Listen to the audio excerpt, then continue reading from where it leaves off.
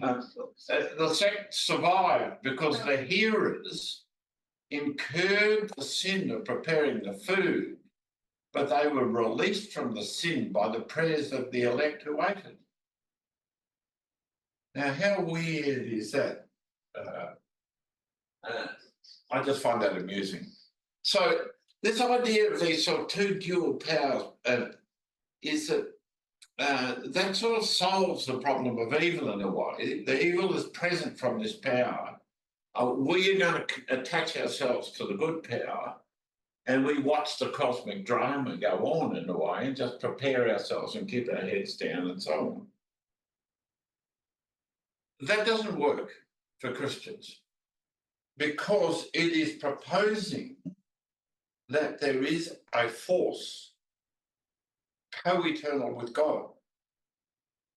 There is only one. God is one. There's nothing bigger than God. There's nothing like God. So you can't start your by proposing a force that is like God. There are no forces like God. So we can't go down that track. And we're thrown back to say, well, then why is there evil if God is the one force? And God must be responsible for it. So another way of dealing with this is through reincarnation.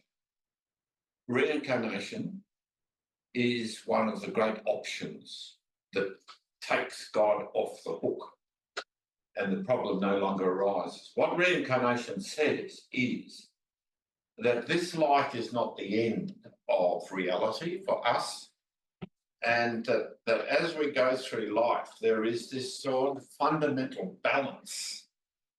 We'll come back into a new life and we'll bear the consequences of what happened before. So the issue of justice not being done, or where's this, is there things that are unresolved?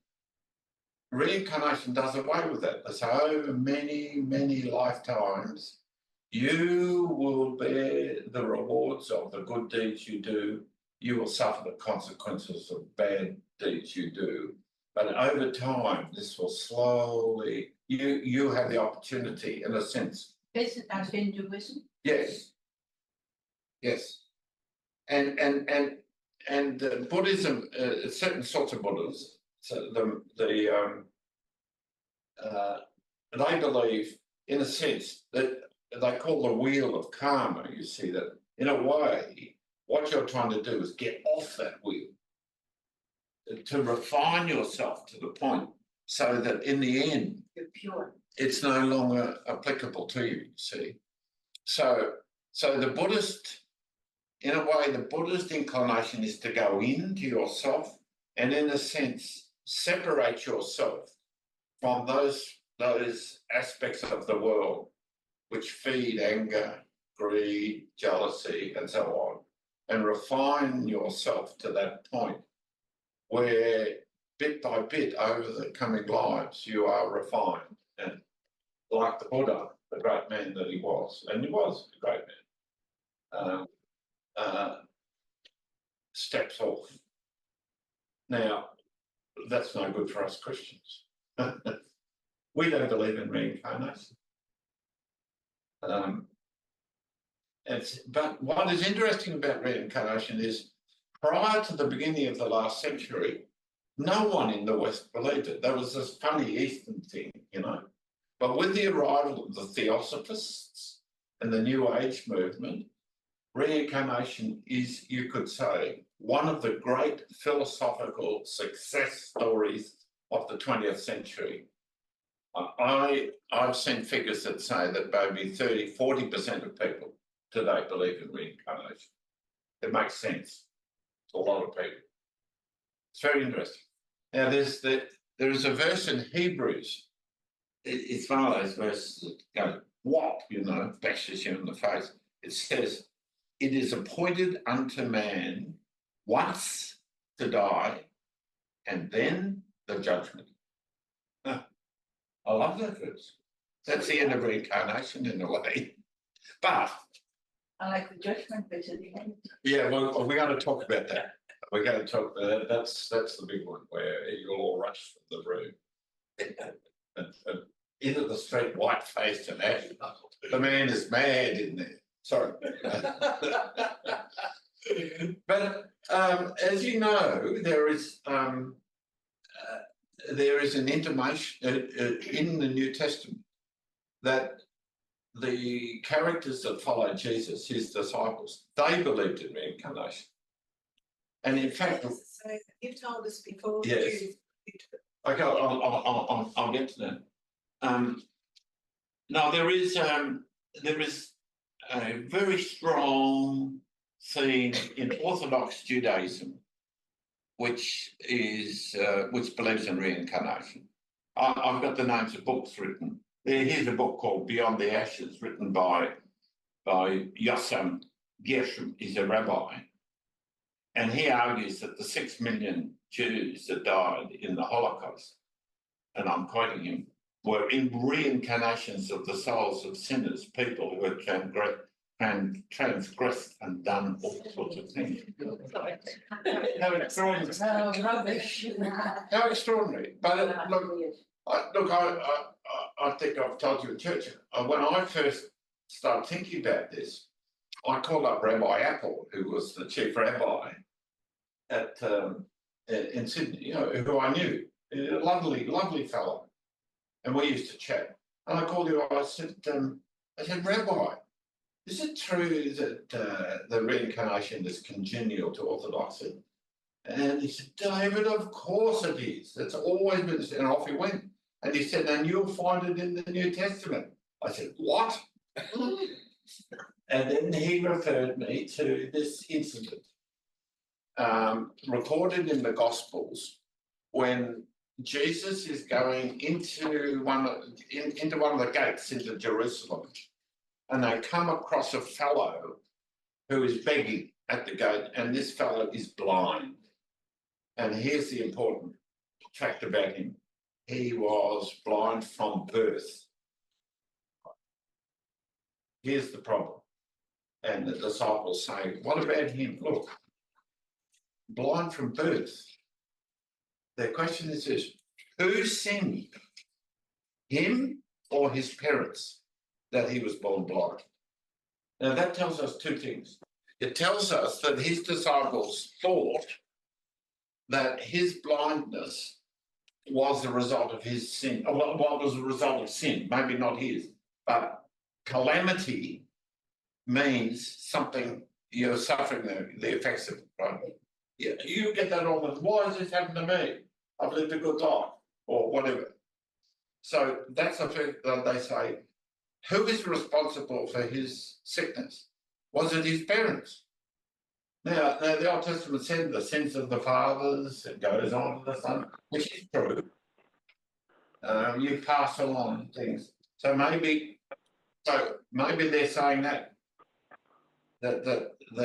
he's suffering the sins that his father, mother, and so on, his family and his right, all that. He's suffering those effects. But then they said, but was it him? How can he be responsible if he wasn't born? If he was born with it? Therefore, they believed in reincarnation. And Rabbi Apple was wrong. So, see, reincarnation really, in a way, when I say it gets God off the hook, it means that you no longer are saying to God, why is it with this evil in the world? You've now got an explanation for it in the whole huge, vast, eternal movement of karma. So why does Jesus come and die? That's another question. I just asked one no first, but anyway, I will take yours first. If reincarnation resolves the sin that has been committed previously, Yes. why is there still sin?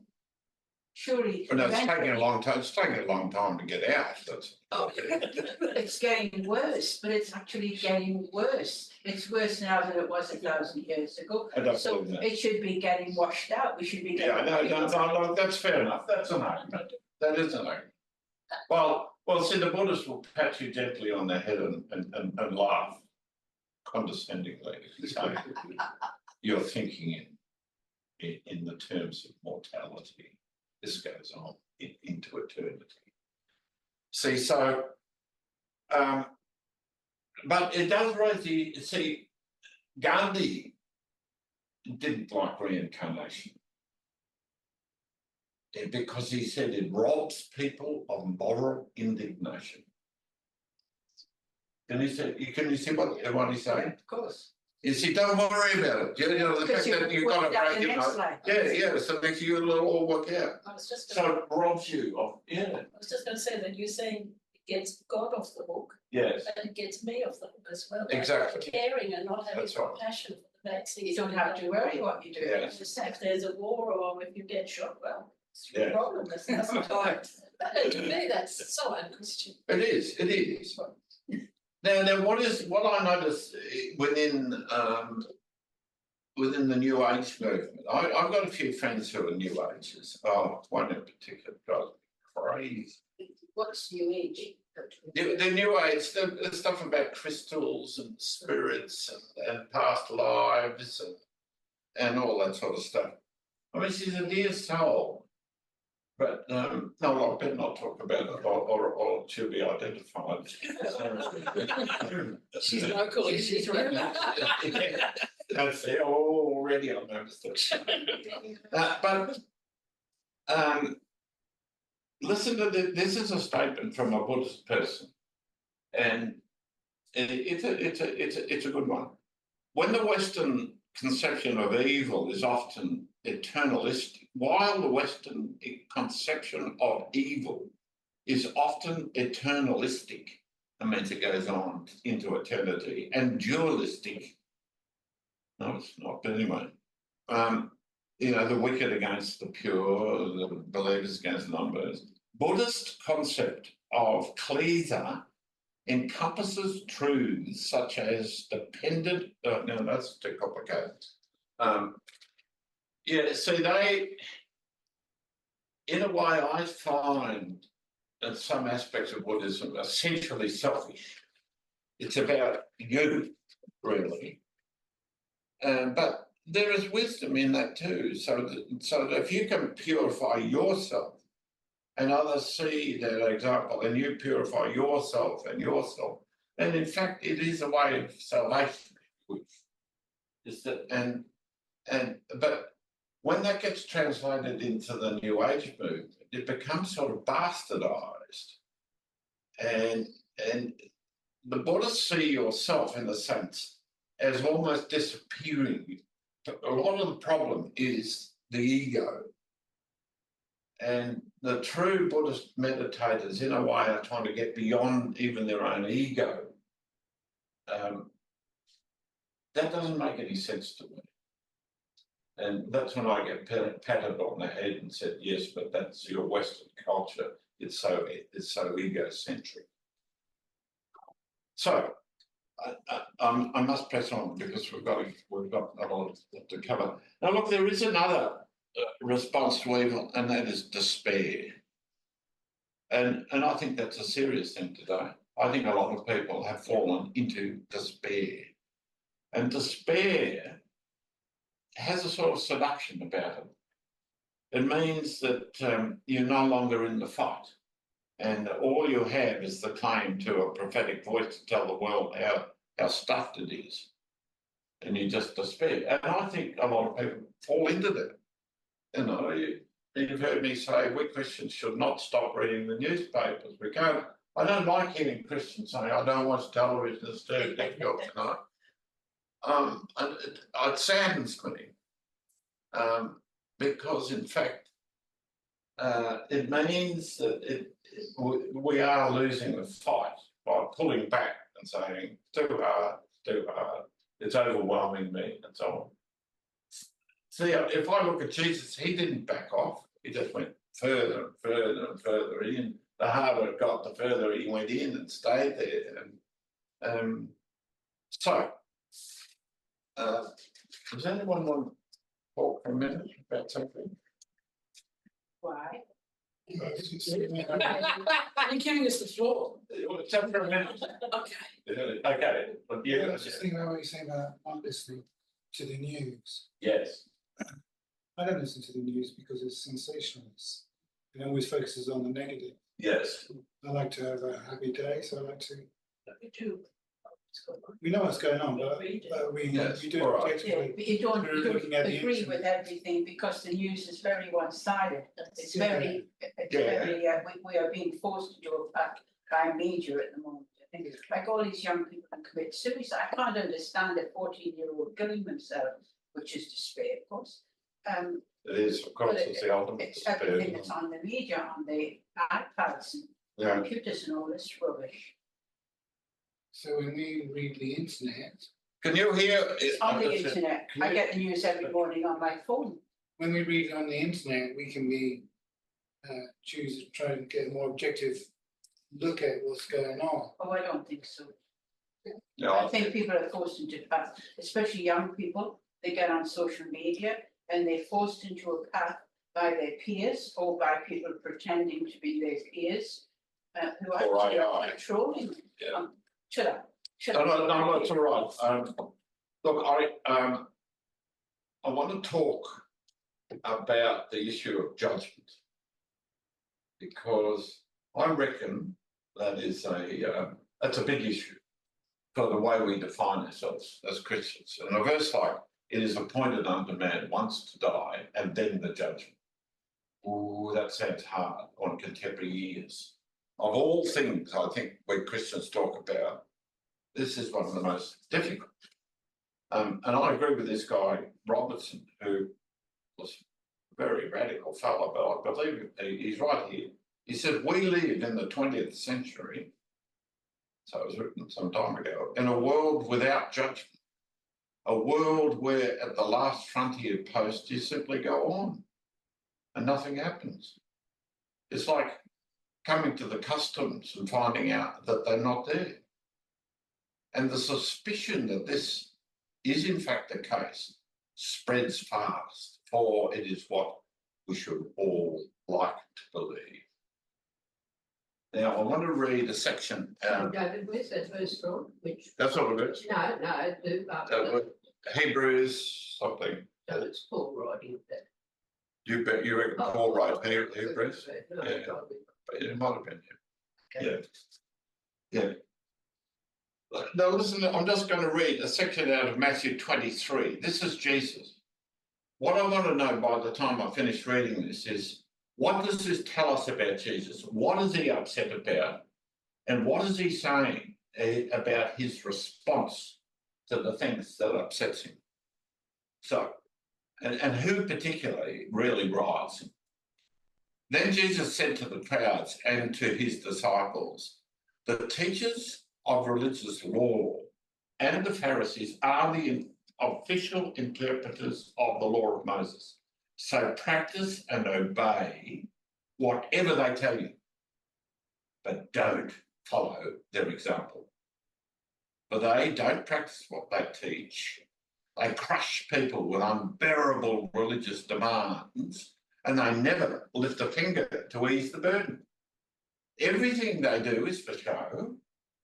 On their arms, they wear extra wide prayer boxes with scripture verses inside, and they wear robes with extra long tassels, and they love to sit at the head of the table at banquets, the seats of honour in synagogues, and they love to hear respectful greetings as they walk in the marketplace and to be called Rabbi.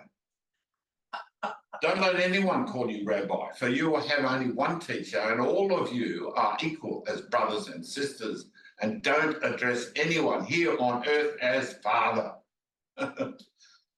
For only God in heaven is your Father. What sorrows await you teachers of religious law and you Pharisees, hypocrites! For you have shut the door of the kingdom of heaven in people's faces. You won't go in yourselves, and you don't let others in either. What sorrows await you, teachers of religious law and you Pharisees, hypocrites, for you cross land and sea to make one convert, and then turn that person into twice the child of hell that you are. Blind guides, what sorrows await you? For you say that it means nothing to swear by God's temple, but that is binding to swear by God's temple. Blind fools, what is more important? And so on it goes. Now, what's that picture there? He's angry. He's seriously But angry. you see spot in them. What seems to what makes Jesus never gets angry at the crowds? He sometimes they bring him to tears. He goes, "What's wrong with you people?" But he never gets angry like this. So he gets angry. What else is going on? His emotion, I think, does it come from the fact that he's looking at the sheep, us, Yes. and the Pharisees Yeah. are just making a pig's ass out of looking after the sheep. Yeah. Well, he's talking about the Very- clergy, isn't he? Very, farm the He's talking about the contemporary clergy. And he covers both. He says the teachers of the law, those are the theologians, people like me. And he's talking about the ones who are the pious, the ultra pious, fundamentalist types, you know. But they're like the rich rogue. Yeah. You can see it. The ultra pious, they wouldn't. And but what does he mean? What sorrows await you? He says it over and over. What sorrows? What's he talking about? Does he mean they're going to hell? He doesn't say that, Might be purgatory. but he's He saying, implies. but he's implying they are going to be judged. Yes. You're right. They'll end up being Yeah. goats. They So- so, the hand with the goats instead of the sheep. Yeah, right. So Jesus is one of the things that to me gives authenticity about Jesus is the fact that he does get angry. But rarely, give him No. credit, rarely. He doesn't often get angry. Yes, he does. No, he doesn't. And he gets sarcastic. He does get sarcastic. I remember saying to my mother once, you know, I said, I discovered this verse in the New Testament. I rushed into my mother and said, this verse makes Jesus sarcastic. As you said, sarcasm is the lowest form of wit. And I said, no. And Jesus said that. She said, she boxed me on the head. She said, go and talk to your father about it. Jesus is never sarcastic.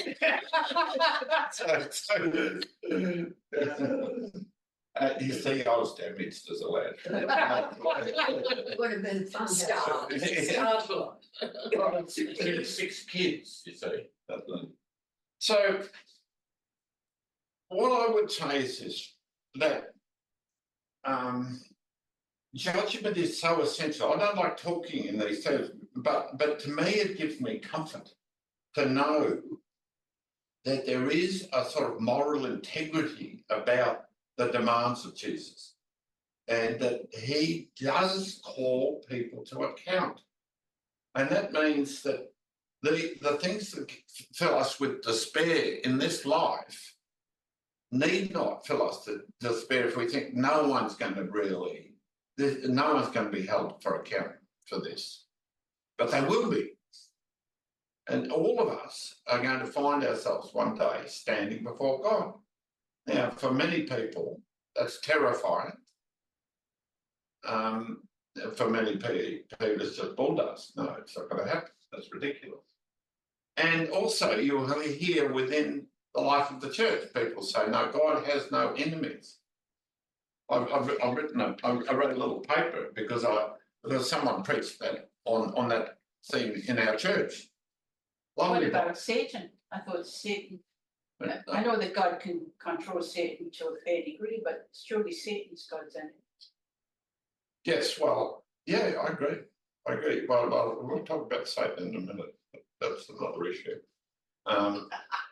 So, Look, I just want to talk about this. I wish we had another way of describing that, but that sort of hunger for justice and this idea that there is a moral component within our lives is really central to Christianity. And I guess one of the, if you get Christianity right down to its sort of basic tenets, one of them is that we are never alone in this world. Even if from the instant we were born until the moment we died, say 50 years of age, we never saw another person ever and lived our 50 years in this world, we would never be alone. Because by virtue of who we are, created by God, with God's image within us, we have a relationship with God. And in a sense, you can say Christianity is all about that primary relationship. So that the first relationship in our life is not with our husband, our wife, our friend, our dog, our mates, our football team. Mind you, they won. And No, that's wonderful. So, and that relationship is based on a sort of moral responsibility. It's not the relationship of a puppeteer moving us around on the stage. It's a relationship in which we have the capacity to talk to God and say yes to God and to say no to God. So there is autonomy, but it's autonomy that comes with moral responsibility. And that's really what the Garden of Eden's about, really. What happened at that first act? Forget it. It's Adam and Eve, of course, don't exist, but they're there as vehicles for theological issues. But what is happening? God has placed this tree. And remember, Gordon asked a question last week. He said, "Why did they plant it?" Why did God put the tree there? Because if He hadn't put the tree there, none of this problem would have happened. Which takes us right back to the beginning but it was put of there this as a issue. challenge. It was put there as a deliberate challenge. Yeah, that's what I was just about. Yeah, I know that, but Test. And I'm being very people- simple. You know, if you don't put something there, it's not going to happen. Yeah, you do. How many times do you say to a child, don't do so, or even like my sister will say to me, even now, don't do something, and you immediately think, I've got to do that. I just have to do that because it was a challenge. So you say don't eat the apple, the first thing they're going to do is pick an apple and eat it. Which might only ever do it once. When they taste it on stove, they'll only do it once. So what is this tree? Let's go back to the tree of the knowledge of good and evil, right? Now, why is it the tree of the knowledge of good and evil? What is fascinating about that? So then he, What put there? Yeah. Please say some more. no, I was saying there wasn't any evil, they weren't God bring the Yeah, why does that tree have that? I didn't ever thought of that. What a good question. Yeah, What did you say, you were it? so if there was no evil in the world, why is this tree the fount of knowledge and evil, good and evil? So perfect. So human beings are put in the garden, and they are the princes of the garden. The garden, in a relationship with the human beings, is better off than either on their own. And the human beings we discovered in the naming of the animals actually has a type of autonomy. And God waits, it says, to see what He would name them. That's an extraordinary phrase. God, it has, in a way, put aside some of His knowledge to allow us the capacity to surprise God. Now, there's a high level of relationship, which is, so that is our task.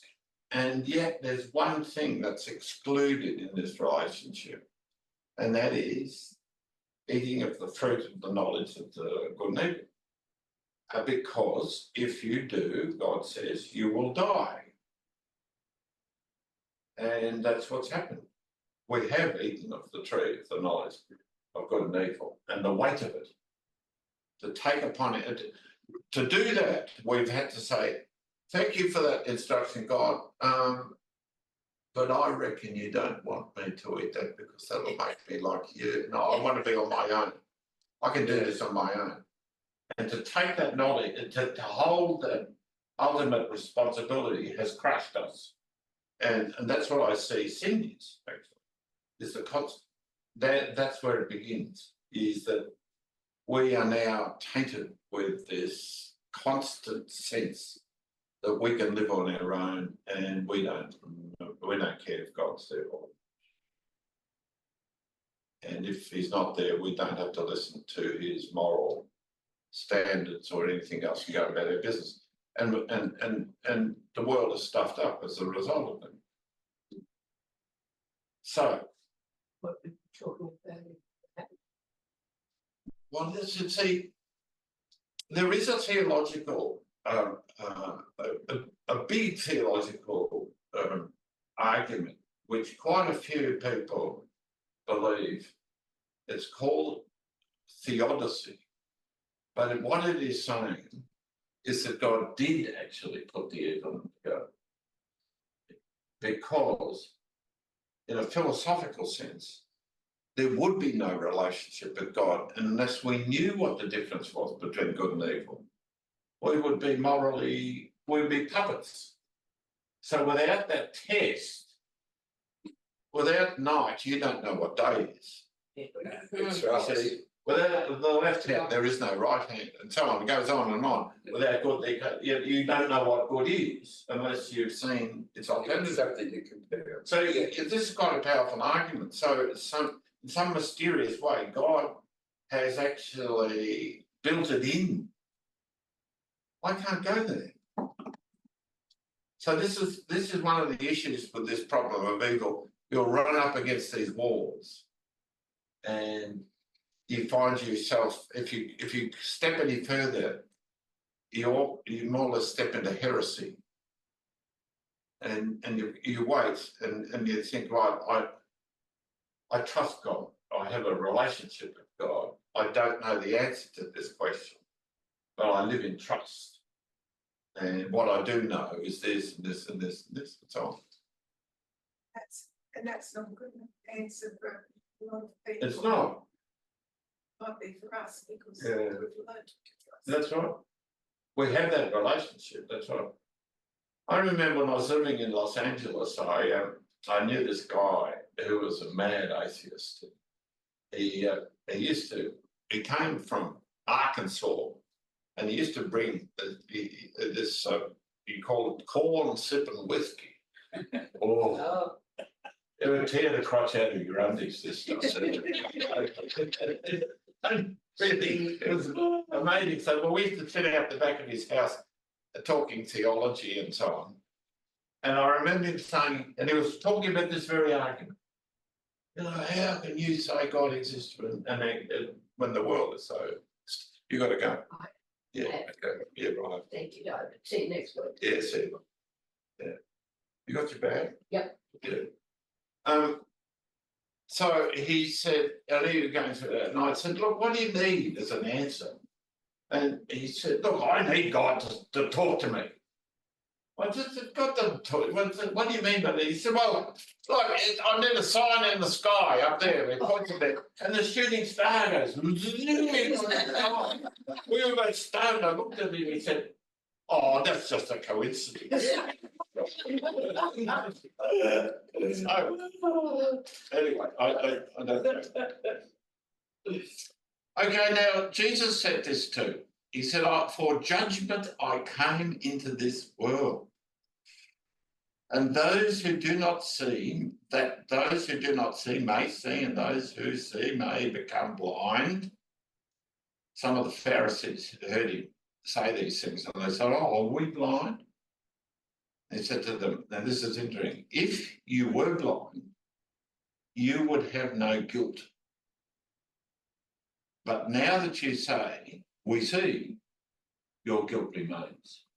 Now, there's a similar statement he made elsewhere. He said, I didn't come into the world to judge the world.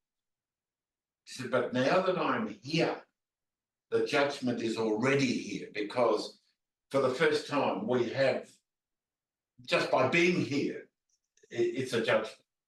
This is the perfect human being. And now we are judged by just, if we hold ourselves against him in any way. So that's what he's saying. He's saying he doesn't have to actively go, oh, you, and you.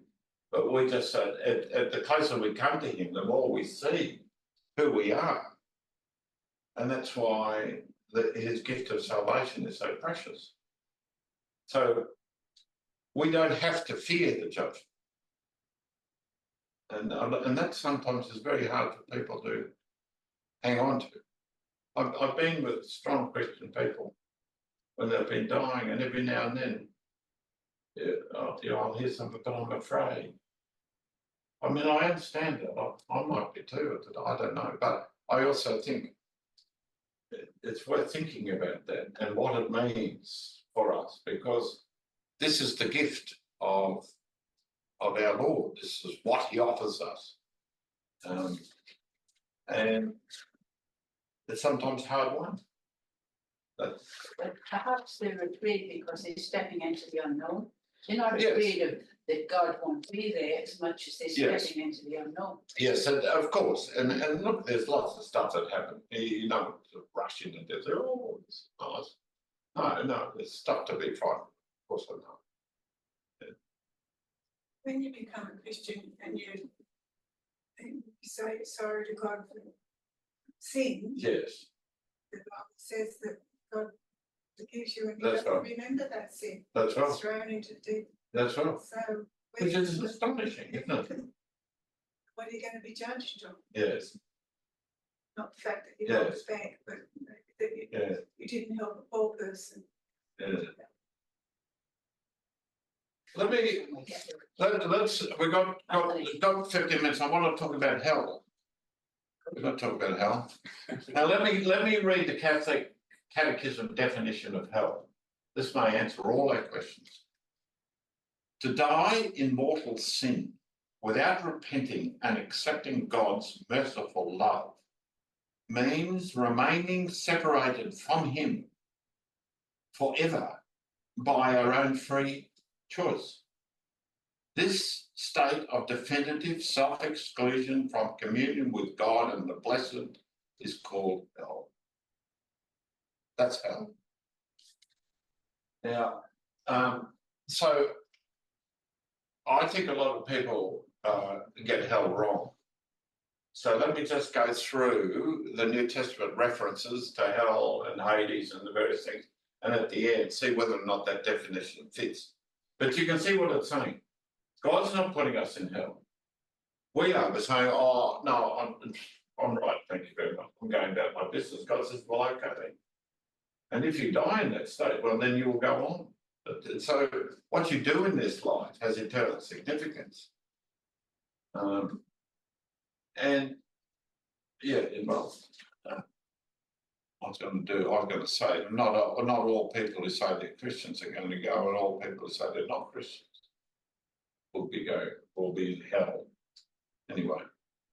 So in the New Testament, the most common term translated as hell is Gehenna. And it's a direct take from the Hebrew. The Hebrew have the same word, slightly different, but exactly. And apart from one use in James, this term is found exclusively in the Synoptic Gospels. What are the Synoptic Gospels? Matthew, Mark, Luke. Matthew, Mark, Luke. Not John. No, the Synoptics means these are the Gospels that have got the most common stuff between them. You know, sometimes word for word.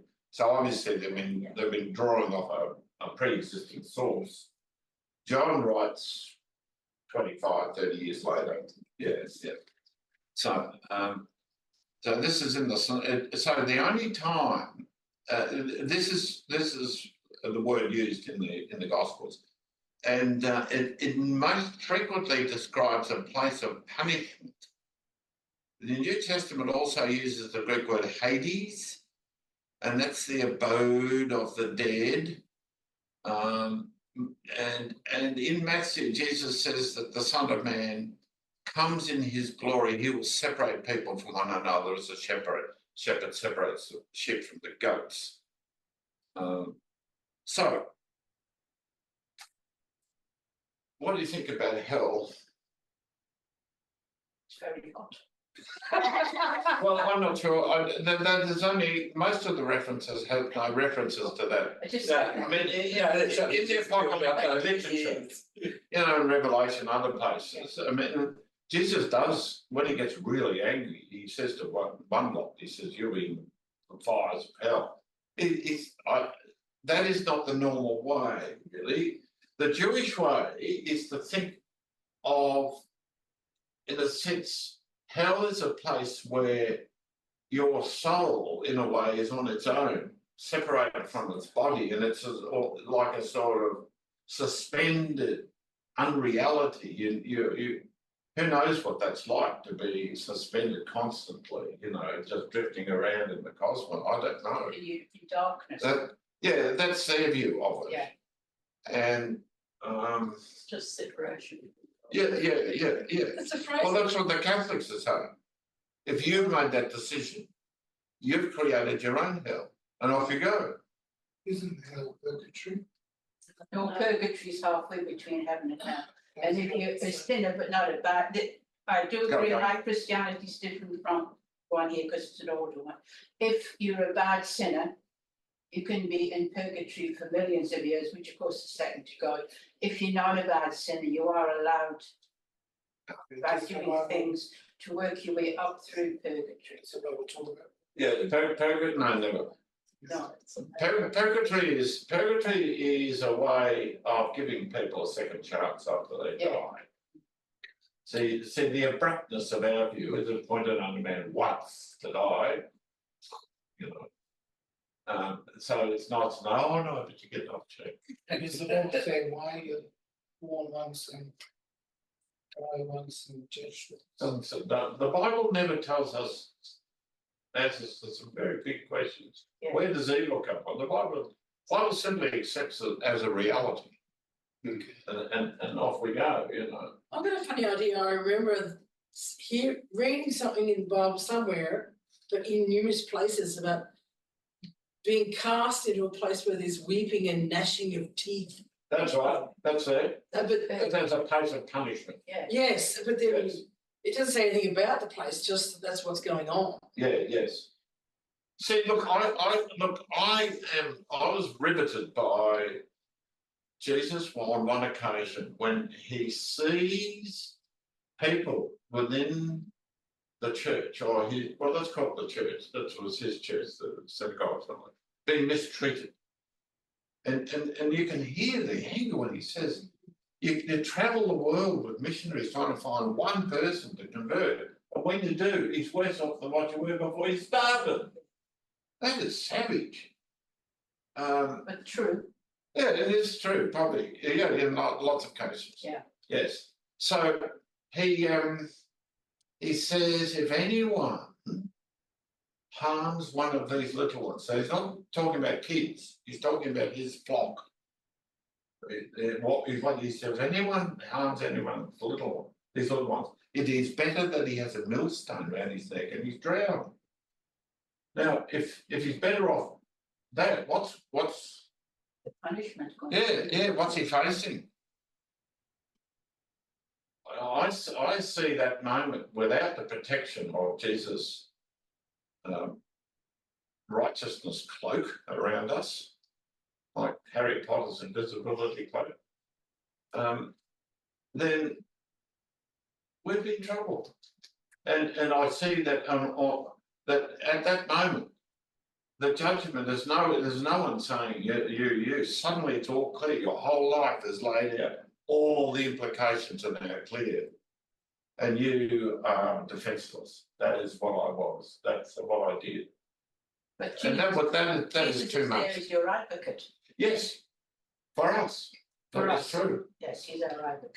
And for those who have faith in God, maybe I think it's not just those who haven't had the opportunity to believe in Jesus. There is a place for them according to what I understand in Scripture. I've got to press on.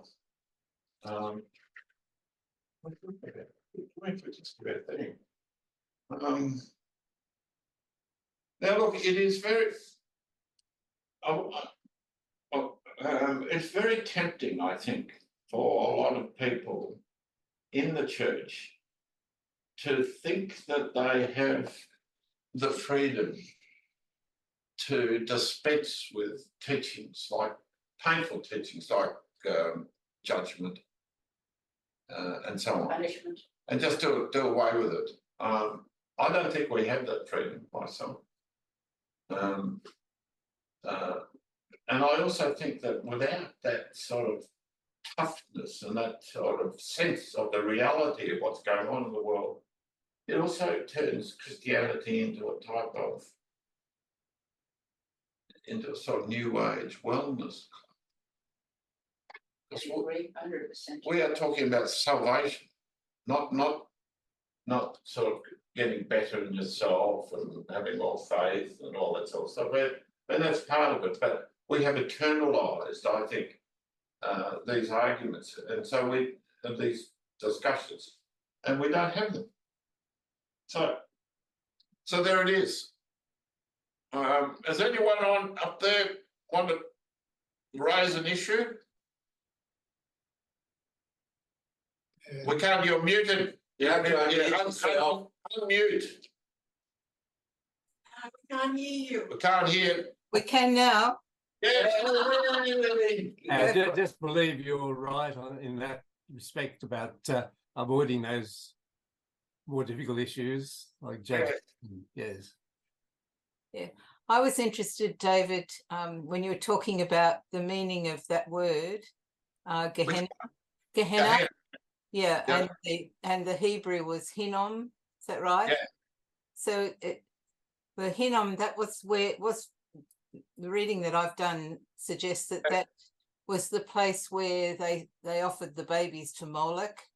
Was that right? Yeah. And that later on in Someone's referred to that. They're like a garbage dump. Yeah. Yeah. And then a place where refuse was burnt and so on. Yes. Yeah. That's right. Yeah. Yeah. So not a pleasant place to be. Oh, that was savage character. So yeah. But they're still doing it now. Yeah. A baby found a dump the other day. Yeah. Now look, I'll just conclude by reading a paragraph from John Wesley. I want you all to sort of salute. Where are the Methodists? Sorry. That's you, darling.